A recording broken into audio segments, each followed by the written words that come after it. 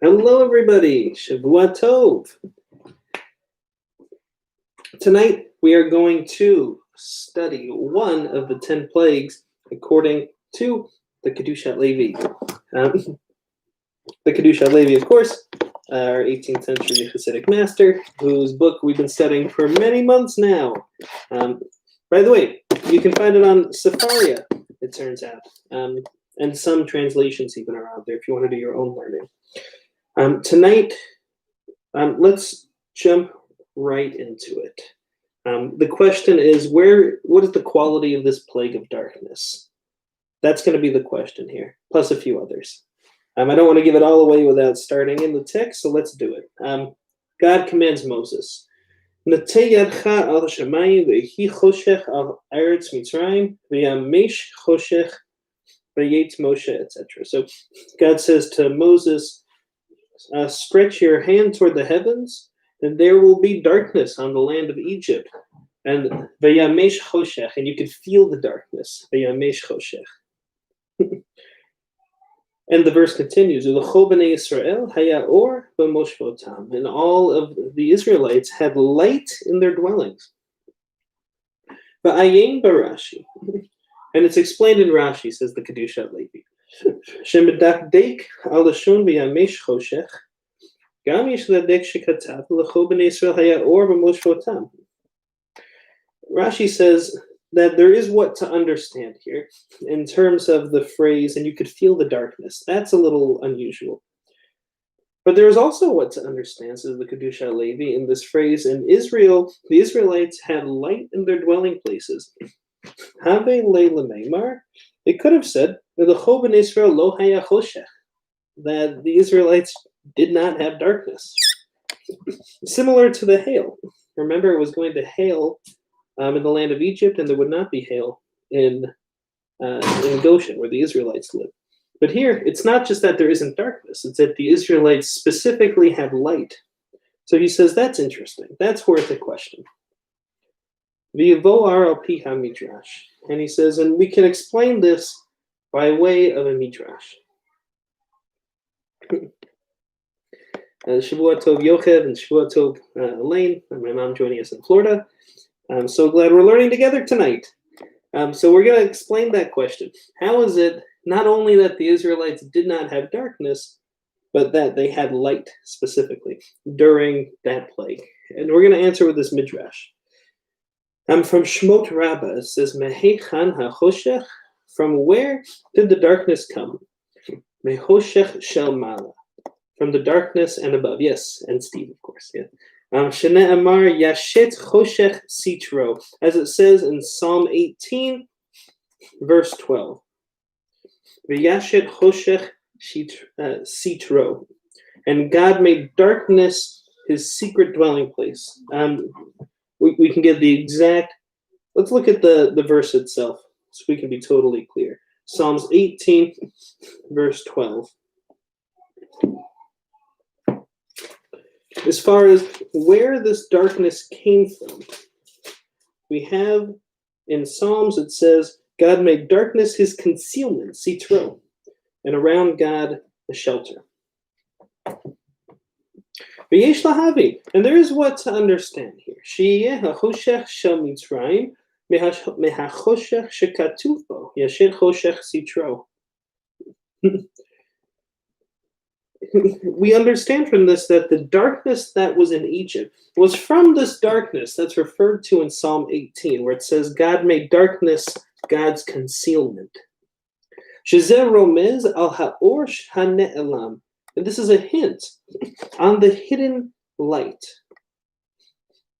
V'nir'eh lahavin al pi haGemara, and then he's going to continue and say, we'll learn a little bit more about this from what we see in the Talmud. But before going to the Talmudic verse, I just want to make sure we're clear on what we're saying here. The question of where this darkness came from, we can see in Psalm 18 that the darkness that belongs to God is specifically a kind of hiding place, a concealment.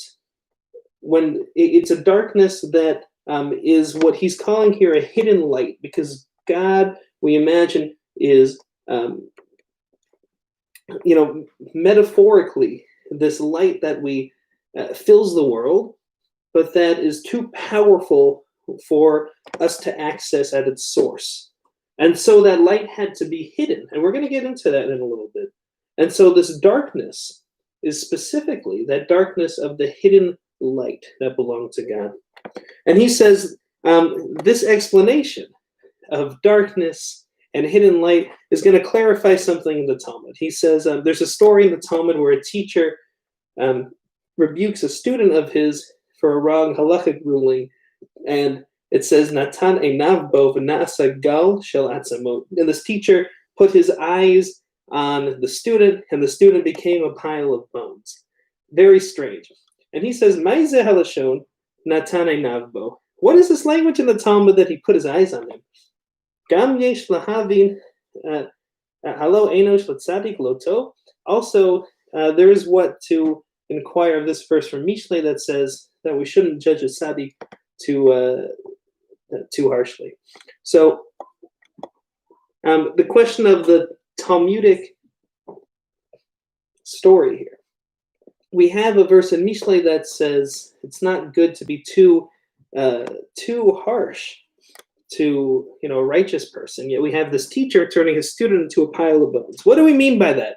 All of this is going to come together in his explanation. Don't worry. It feels like we're in kind of disparate texts here, but it'll all come together. We'll see.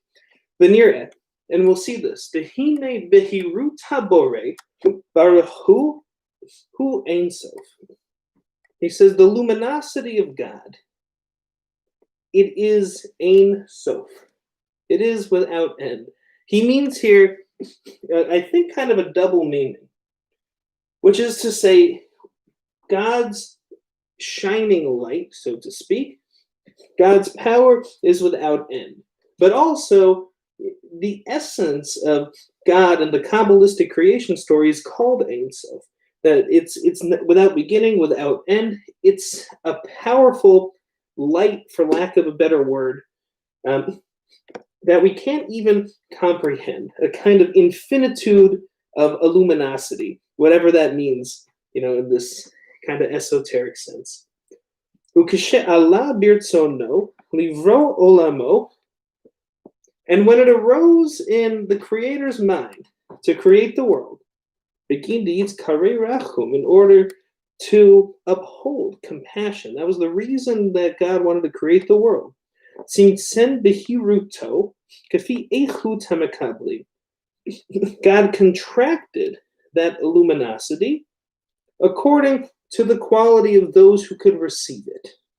So there's, in order to create the world, God had to contract God's own self, God's own power, God's own luminosity, in order to make that light palatable, to make that light able to be received, able to be able for the creation to stand being the presence of that light. So he says, "Le'olam hasrafim kehi bechinatam." So he says, in the world of the seraphim, these particular kind of angels, they get a particular quality of light according to their capacity. V'chen le'olam hachayot, le'olam hamalachim, and then the holy creatures and the angels, each of them, v'chen le'olamot elyonim, and all of the upper worlds. Hem tamid b'madrega echad kefi echut kablatam b'yom hibaram. They are all in a particular level according to the echut kabbalatam, their ability to receive in the way that they were created.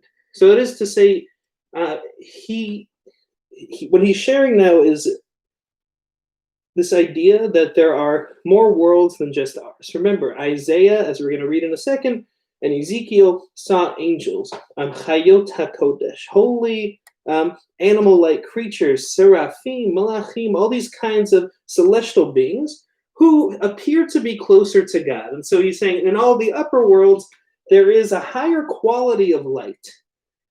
There's still tzimtzum. There's still those celestial beings themselves can't handle being in the full presence of God. So there's tzimtzum, and there's different levels of contraction as God creates different worlds with different kinds of creatures who can handle different levels of God's presence. And he goes on. He says,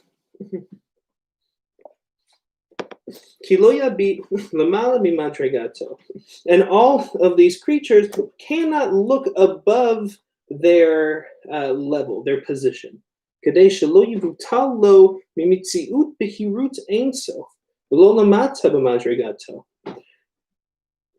of those celestial beings can look above to the next level, in order that they don't become subsumed in the Ein Sof.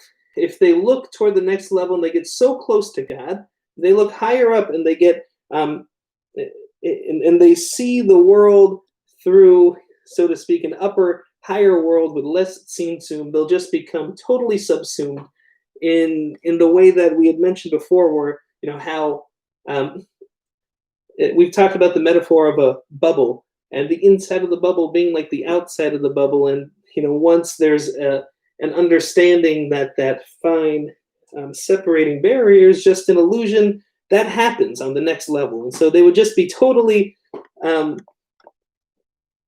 subsumed into the Ein Sof if they could look above. So he says, each and every being in those worlds can't look above their station.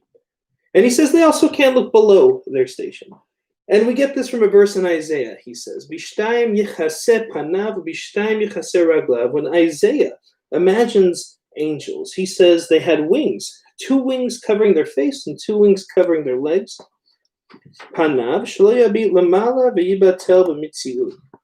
Covering their face, he says, from this we learn that they couldn't look above, lest their corporeality become completely negated. And their 2 wings covering their feet, shelo yabit lamata b'madregato, because they couldn't look below their station. Aval Yisrael. However, but Israel. One second. There now. Hello. You guys want to be in here? Okay, I'm gonna move you up a little bit. Yeah. What? Okay. Well, I'm gonna say my little to you guys. All right. No, let's. I'll fill you in about the class tomorrow. Okay.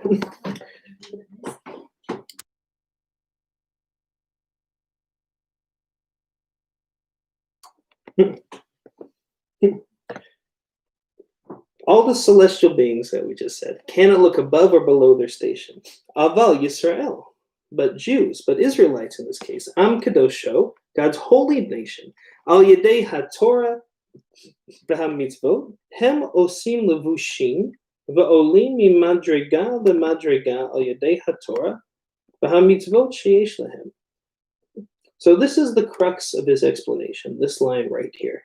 He says, Israel, through the power of Torah and the power of mitzvot, they create garments. And with those garments, they can go up from level to level, from station to station, through the Torah and the mitzvot, which belongs to them. So God gave us a kind of key, whereas normal beings, even celestial beings, see the world through their particular station, interact with God through the particular level of contraction in their, in their reality. But through the power of Torah and mitzvah, we have a key, kind of a looking glass into other levels, and we create what he calls levushim, garments. And with these, we can ascend to different levels and experience a closeness to God, that is not typical of the station that we find ourselves in. That is to say, when we just walk around the world and live our lives, we have a particularly limited access to God. But through Torah study and through mitzvot, we have the ability to ascend to other levels and get a glimpse, even interact with God on higher levels with less contraction of God's being. So, and he says that we do this through what he calls levushim, that these garments that the mitzvot and the Torah actually become like clothing, that we wear them, and we through them kind of become we change, and we have the ability to go and see and interact with God in a higher realm. So v'zehu haremez b'gemara. This is the hint in the Talmud, where the teacher, if you remember from the earlier text, when he rebuked his student, it says, Natan einav bo, he put his eyes on him, Hofia alav behiruta elyon, which is to say, he showed his student the luminosity of above. That is to say, the truth of God's, the truth of God, the oneness of the world, that luminosity of God. And this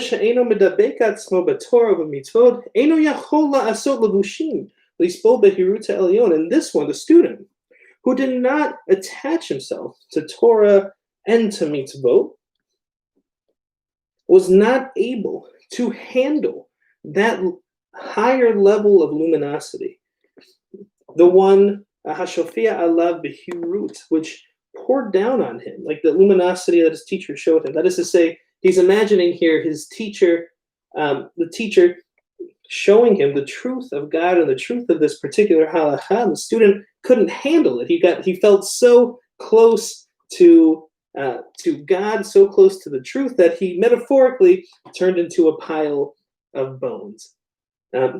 That's how he explains that story. And then, let's see, my Mom and Steve, you said tzitzit, a garment connecting us symbolically to mitzvot. Yeah, symbolically connecting us to God. I think that's, there is something, like, that connection of wearing tzitzit and praying. It can feel like you're being transported.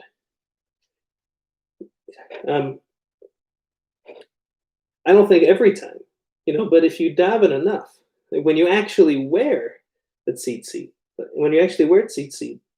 and you're praying at the same time, it can feel like you're all of a sudden closer to God than you are in just a normal situation when you take out the tzitzit and you go about your day. Absolutely. I think that's what he's alluding to here.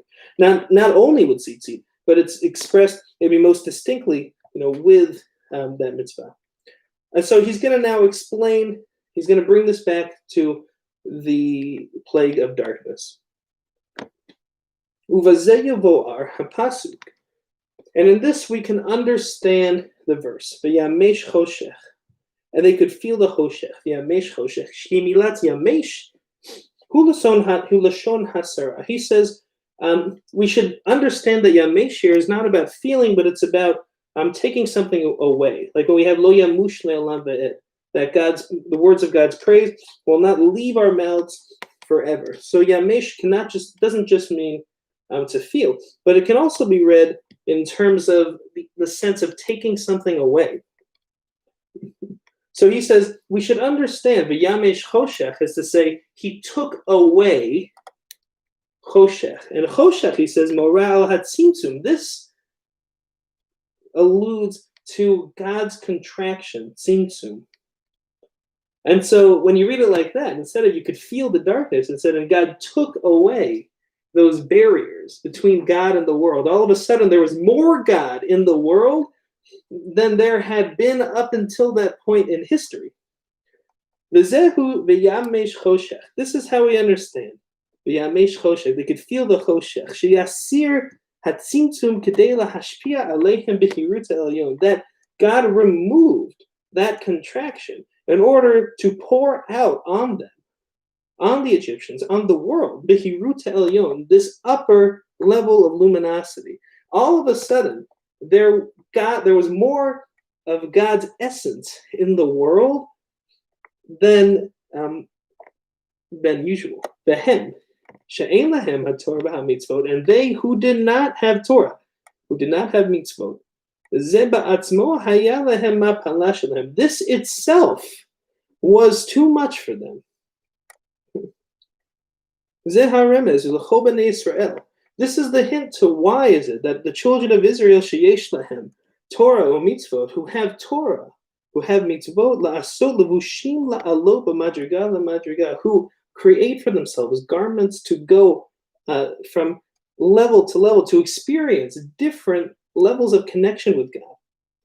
Haya or b'moshvotam, they had light in their dwellings. Haya yoter or, he says, they had more light than usual, because God all of a sudden, God's presence and essence filled the world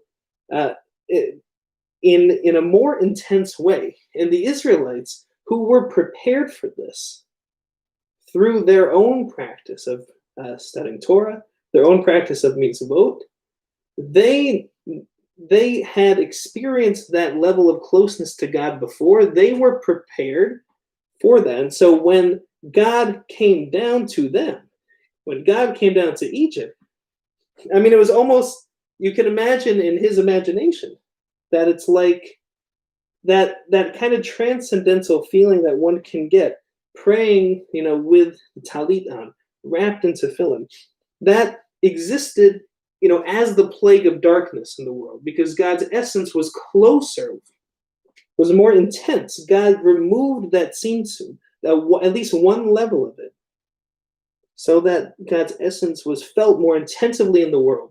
And those who were prepared for it, the Israelites, he says, that's why it said they didn't just have darkness, but they had light, because they knew what to do. They knew how to access that. They had the tools, so that when God came close, they were able not only to handle it, but to benefit from it.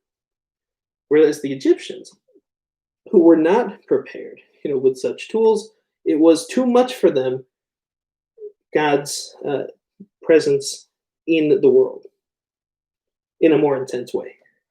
Uvazeh yuvan hagemara, and in this we understand one more verse from the Talmud. He says, "Latid lavo yotzi hakadosh baruch hu chama menartika."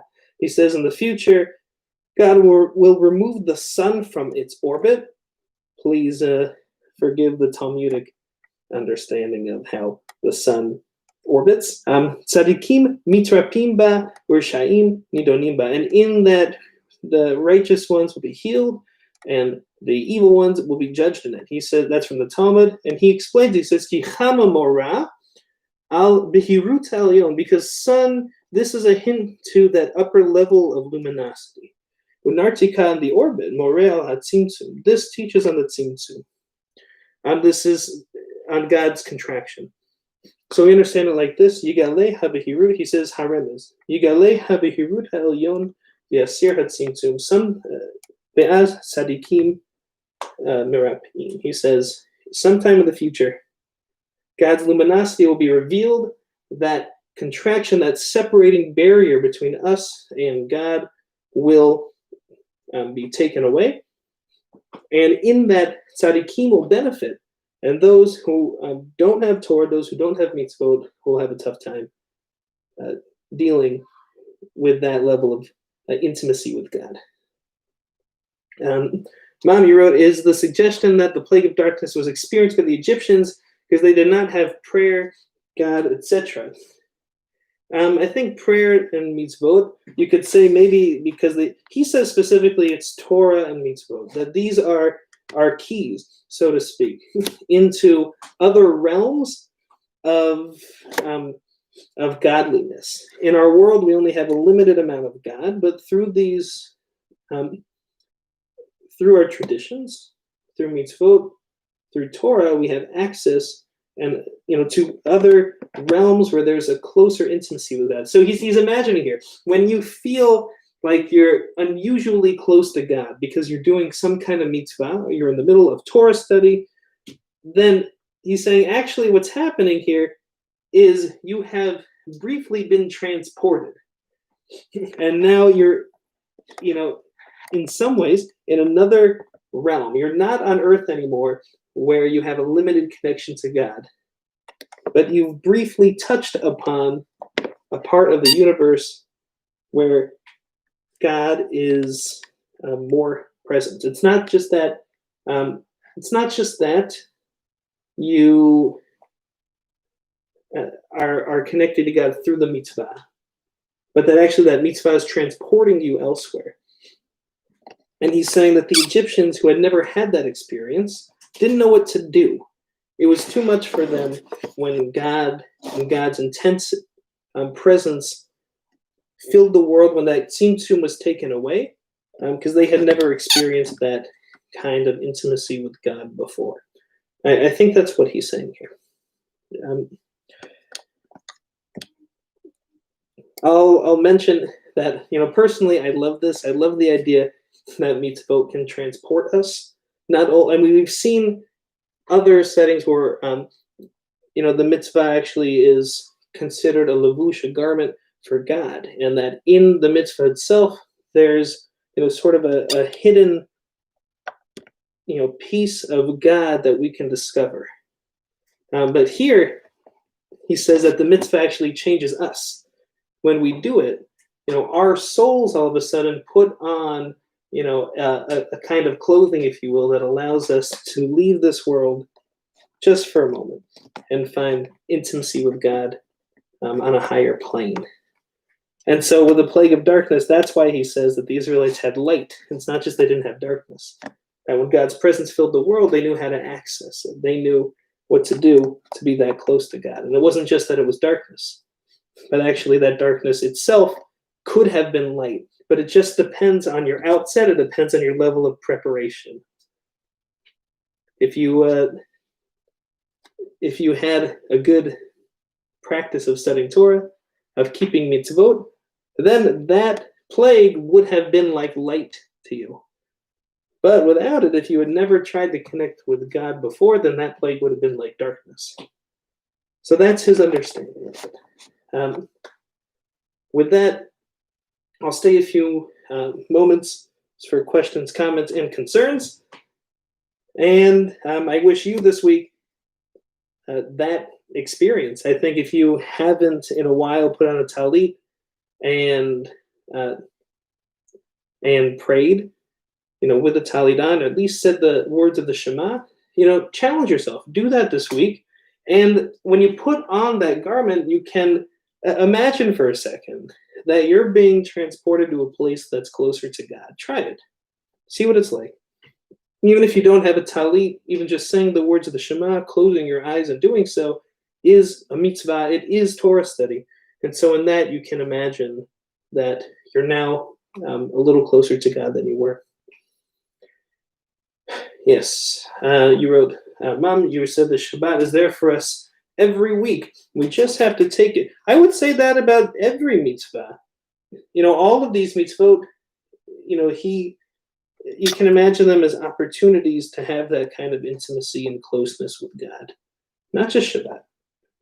Shema, Talit, Tefillin, even what we call the negative commandments. When you go out and you refuse to eat something because it's not kosher, you can have the intention saying, I am not going to eat this in order to connect, with my Creator.